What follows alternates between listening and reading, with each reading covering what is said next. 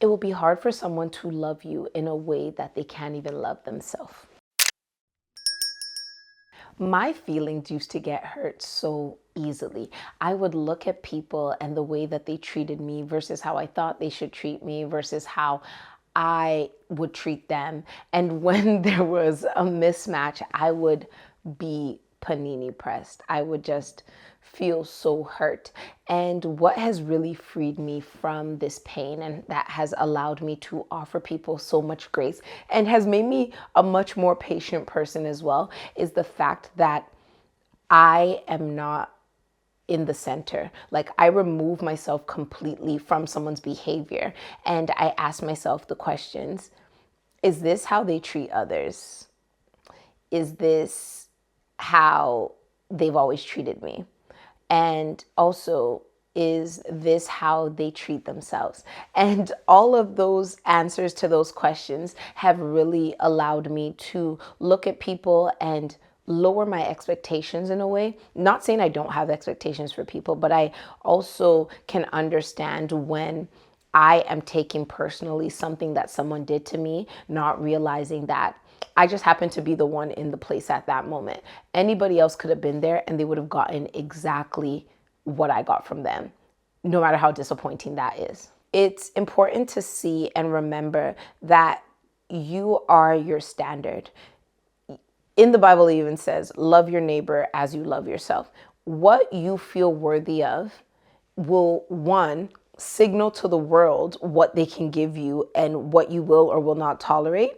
And two, it will also make it easier for you to treat people right. Like, one of the things I've noticed when I say this or have this conversation with people is that they say, oh, but I treat those people really good. I treat them nicely. And yes, that can be the case. You might even treat them better than you treat yourself. But what happens is that because the standard of what you feel you're deserving of in your body is lower than what you're giving to people, you can easily become depleted in the energy you're sharing. So an example would be, I don't have patience with myself, let's just say, and I'm being so patient with somebody. Eventually, if that person doesn't fix up or change or do what I think they should with the time I'm giving them, my like threshold of having patience with them is going to be quite short because it's something I don't even give myself.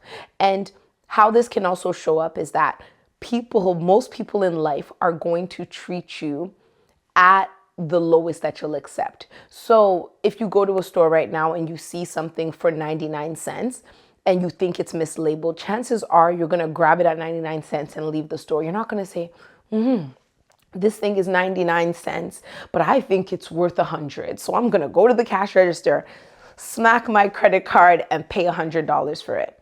Why? Because if I can get something of higher value at the lowest possible price, whatever I pay or have to give in exchange doesn't change the fact or doesn't change the amount of value I'm receiving. So now I'm getting way more for way less and I'm winning. And that is how people, unfortunately, also approach people.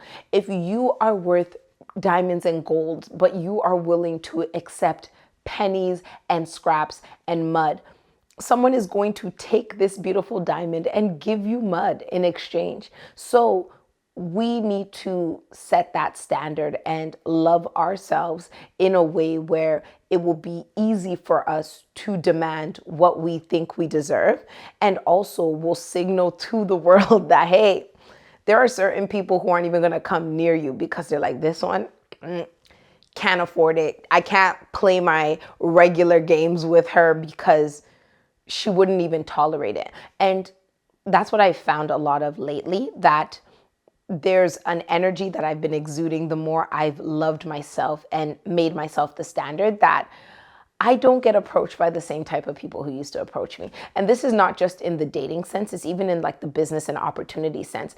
I am at a place where I just believe that being in relationship with me, doing business with me, having me in your life is not a hostage situation. And I want to be in spaces where people actually want me around, and vice versa. I go to spaces where I want to be around the people I'm with. And because I know that this is something I deserve, I am really easy or I'm really good at just walking away from something. An opportunity can seem so amazing. I can be so excited for it. And the moment that it seems like, this is getting icky, this is feeling beggy, this is this is starting to feel as if I'm gonna have to dishonor myself, I'm like, all the best in your future endeavors. And in that energy, there's this like abundance mentality that comes with that, right? Because you don't walk away from things if you believe that there's nothing better. But the moment that you know that anything that's meant for you from God is not going to have you going against yourself or going against God, people read it. They see it. They see that, I have to actually be serious about this person. If I think that she has value of any kind, business, relational, whatever, I have to actually put in the effort because she doesn't play about herself and she seems like she's always willing and able to walk away from a table that doesn't serve her.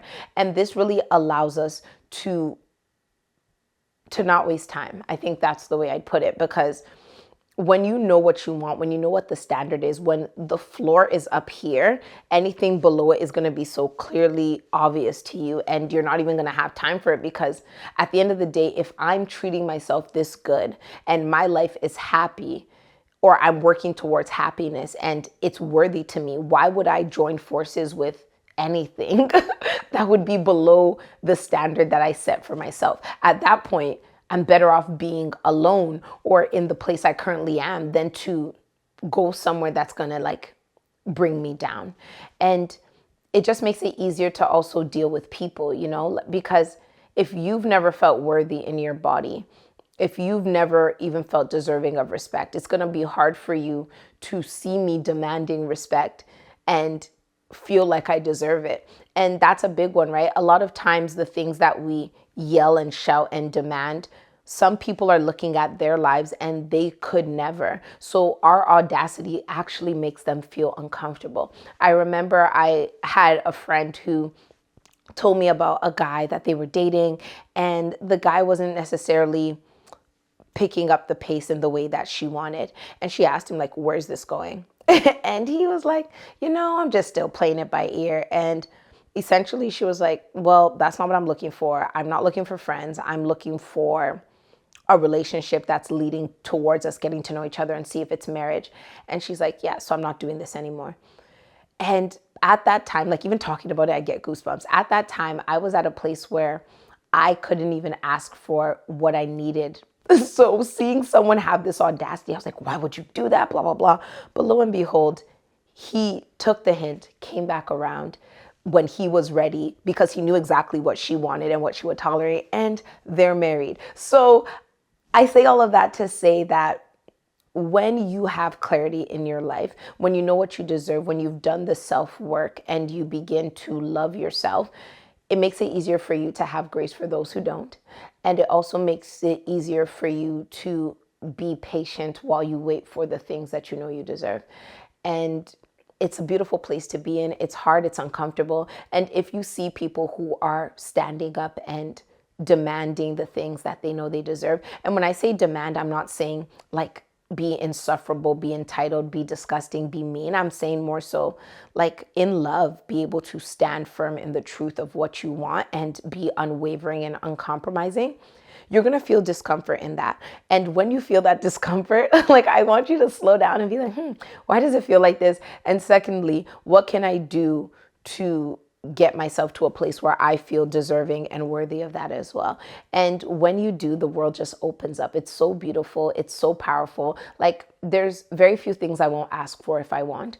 And people's no's don't like rock my world like that, because I know that I'll get it. And maybe you aren't the version of it, or maybe when I look back on the story and I'm thanking everyone who had my back, you won't be there. But I know for sure, like as much as the sun rises and it sets, as much as gravity is keeping me on this couch, that my God is going to do it for me. And that's enough. And I'm willing to wait till whenever that happens. So yeah, like graciousness comes from our standard for ourselves and understanding that people are struggling. And the more we understand that and the more we have grace, the easier it is for us to walk away or stay where we need to stay or leave.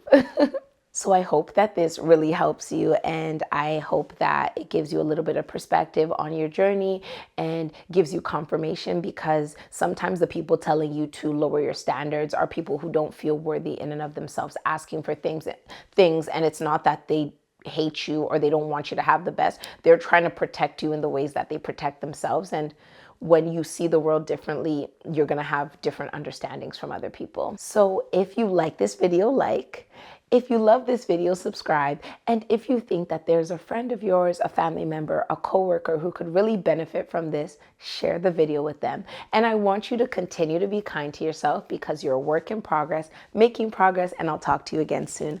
Bye.